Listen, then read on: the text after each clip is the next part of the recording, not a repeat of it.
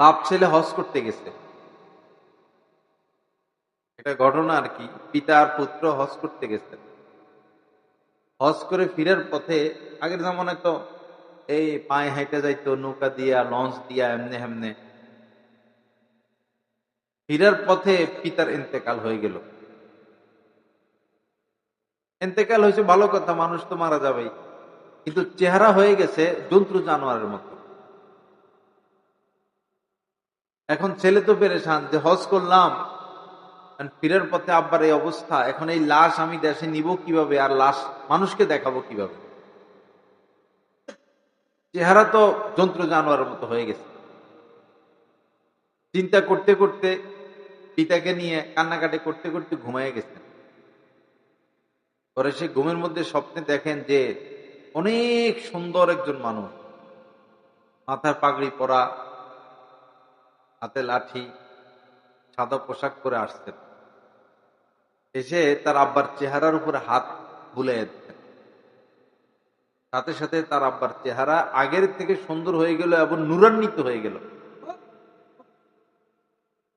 পরে সে স্বপ্নের মধ্যে বলতেছেন যে আপনি কে, আমার এই দুর্দিনে, আমার এই বিপদে আপনি এত এত বড় উপকার করলেন, কে আপনি? তখন তিনি বললেন, আমি তোমার নবী মুহাম্মদ সাল্লাল্লাহু আলাইহি। তো ছেলেটা বলল, তো আমার আব্বা কি এমন আমল করতেন যে আপনি এত বড় উপকার করলেন? তখন নবীজি বললেন যে তোমার আব্বা শোয়ার আগে সব সময় আমার প্রতি দুরূদ পড়ত, ঘুমের আগ পর্যন্ত দুরূদ পড়ত।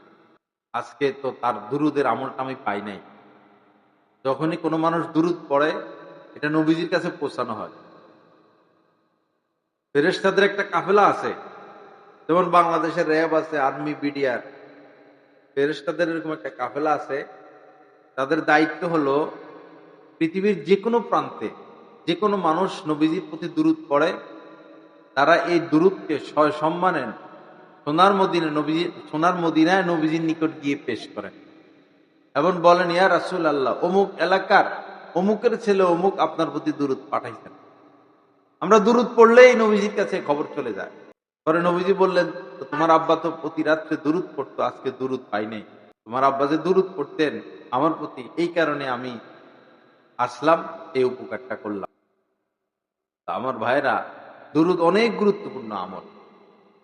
বেশি বেশি দুরূদ পড়ার চেষ্টা করতে, চলতে ফিরতে, উঠতে বসতে, ঘুমাতে, ঘুম থেকে জেগে, রাস্তা দিয়ে হাঁটতেছেন, রিক্সার উপর বসে আছেন, বাজারে যাচ্ছেন, বাজার করতেছেন, একটু মুখটা নাড়াইলে তো হয় সাল্লাল্লাহু আলাইহি ওয়াসাল্লাম, 10টা নেকি পেয়ে গেলাম, 10টা গুনাহ মাফ হয়ে গেল, 10 বার রহমত নাজিল হয়ে গেল। যারা বেশি বেশি দুরূদ পড়বে কিয়ামতের ময়দানে তারা নবীজির কাছাকাছি থাকবে।